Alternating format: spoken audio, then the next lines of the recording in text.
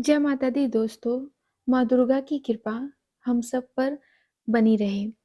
कल से नवरात्रि शुरू होने वाले हैं और आज की वीडियो में मैं आपको बताऊंगी कि दुर्गा सप्तशती का पाठ कैसे करें। नवरात्रि में दुर्गा सप्तशती का पाठ करना अत्यंत पुण्य फलदायक माना जाता है।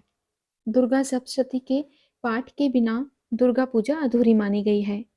लेकिन दुर्गा सप्तशती के पाठ को लेकर श्रद्धालुओं में बहुत संशय रहता है कि दुर्गा सप्तशती का पाठ किस तरह से किया जाना चाहिए। शास्त्रों के अनुसार दुर्गा सप्तशती का पाठ करने का विधान स्पष्ट किया गया है।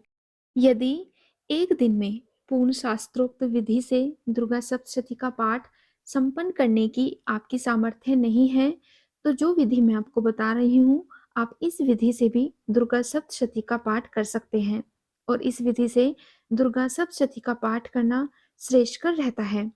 दुर्गा सप्तशती के पाठ की सही विधि क्या है और यदि एक दिन में आपको दुर्गा सप्तशती का पूर्ण पाठ करना हो, तो किस विधि से आप दुर्गा सप्तशती का पूर्ण पाठ एक दिन में कर सकते हैं, आइए जानते हैं।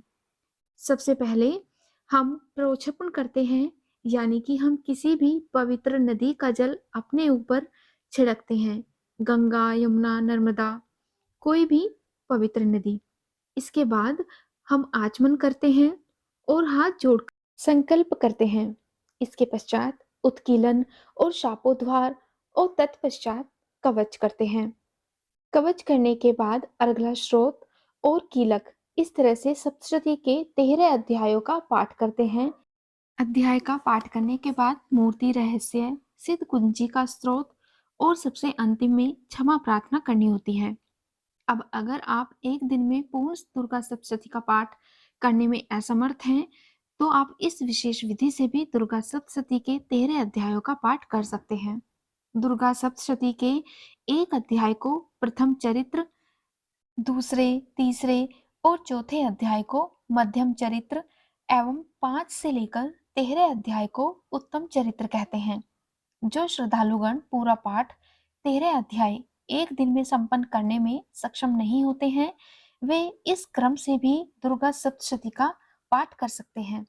पहले दिन में आपको पहला अध्याय करना होता है, दूसरे दिन में आपको दूसरा और तीसरा अध्याय करना होता है, तीसरे दिन चौथा अध्याय, चौथे दिन 5, 6, 7 और 8वां अध्याय, पांचवें दिन 9 और 10 अध्याय करना होता है, छठे दिन आपको 11वां अध्याय करना होता है और 7वें दिन आपको 12वां और 13वां अध्याय करना होता है। 8वें दिन आपको मूर्ति रहस्य, हवन और क्षमा प्रार्थना करनी होती है। तो ये क्रम होता है दुर्गा सप्तशती का पाठ करने का। 9वें दिन आपको कन्या भोज इत्यादि करना होता है। दुर्गा सप्तशती के 13 अध्याय का पाठ करने से आपके जीवन में जितनी भी परेशानियां आ रही हैं, चाहे वो गृह क्लेश हो या फिर धन से जुड़ी हुई समस्याएं हो, दुर्गा माँ आपके हर कष्ट को दूर कर देती है। अभी मैंने आपको बताया कि दुर्गा सप्तशती का पाठ आपको किस तरह से करना है। अब मैं आपको बताऊंगी कि दुर्गा सप्तशती का पाठ आरंभ करने से पहले आपको किन किन चीजों का ध्यान रखना है। किसी भी शुभ कार्य की शुरुआत गणेश पूजन के साथ होती है, इसीलिए दुर्गा सप्तशती का पाठ करने से पहले ध्यान रखें कि गणेश पूजन करें। यदि कलश स्थापना की गई है, तो कलश पूजन, नवग्रह पूजन और ज्योति पूजन के बाद ही आप सप्तशती पाठ शुरू करें। दुर्गा सप्तशती का पाठ करने से पहले श्री दुर्गा सप्तशती की पुस्तक को साफ स्थान पर लाल कपड़ा बिछाकर रखें और इस दौरान ध्यान रहे कि जिस स्थान पर पुस्तक रखी गई है उसे शुद्ध कर लें। इसके बाद कुमकुम, चावल और पुष्प से पूजन करें और अपने माथे पर भी रोली लगाकर पूर्व दिशा में होकर तत्व शुद्धि के लिए 4 बार आचमन करें। दुर्गा सप्तशती का हर मंत्र ब्रह्मा, वशिष्ठ और विश्वामित्र जी द्वारा शापित किया गया है। इसीलिए श्री दुर्गा सप्तशती के पाठ में कवच, अर्गला और कीलक स्तोत्र के पाठ से पहले शापोद्धार करना जरूरी होता है। शापोद्धार के बिना इसका सही प्रतिफल प्राप्त नहीं होता है। श्री दुर्गा सप्तशती की 2 पुस्तकें आती हैं, हिंदी में और संस्कृत में। यदि श्री दुर्गा सप्तशती का पाठ संस्कृत में करना कठिन लग रहा हो तो हिंदी में भी आप इसको सरलता से कर सकते हैं और हिंदी में पढ़ते हुए आप इसका अर्थ आसानी से समझ भी पाएंगे। श्री दुर्गा सप्तशती का पाठ करने के दौरान यह भी ध्यान रखें कि उच्चारण आपका स्पष्ट होना चाहिए।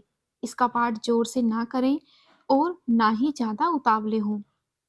इसलिए विनय पूर्वक आप माता रानी की आराधना करें और विनय पूर्वक ही श्री दुर्गा सप्तशती का पाठ करें। श्री दुर्गा सप्तशती के पाठ में कवच, अर्गला, कीलक और 3 रहस्य को भी सम्मिलित करना चाहिए। दुर्गा सप्तशती के पाठ के बाद क्षमा प्रार्थना आप अवश्य करें ताकि अनजाने में आपके द्वारा हुए अपराध से आपको मुक्ति मिल सके। श्री दुर्गा सप्तशती के पाठ के दौरान किसी भी अध्याय को अधूरा बिल्कुल ना छोड़ें। सप्तशती के प्रथम, मध्यम और उत्तर चरित्र का क्रम से पाठ करने से सभी मनोकामनाएं पूरी होती हैं और इसे महाविद्या क्रम भी कहते हैं।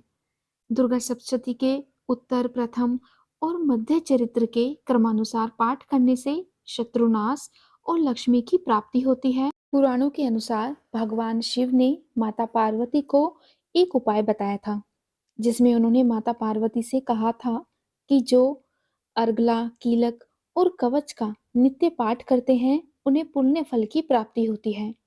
अब एक प्रश्न महिलाओं में और लड़कियों में ये होता है कि अगर उन्हें पीरियड्स आ जाएं तो क्या पीरियड्स के दौरान दुर्गा मंत्र का जाप वो लोग कर सकते हैं?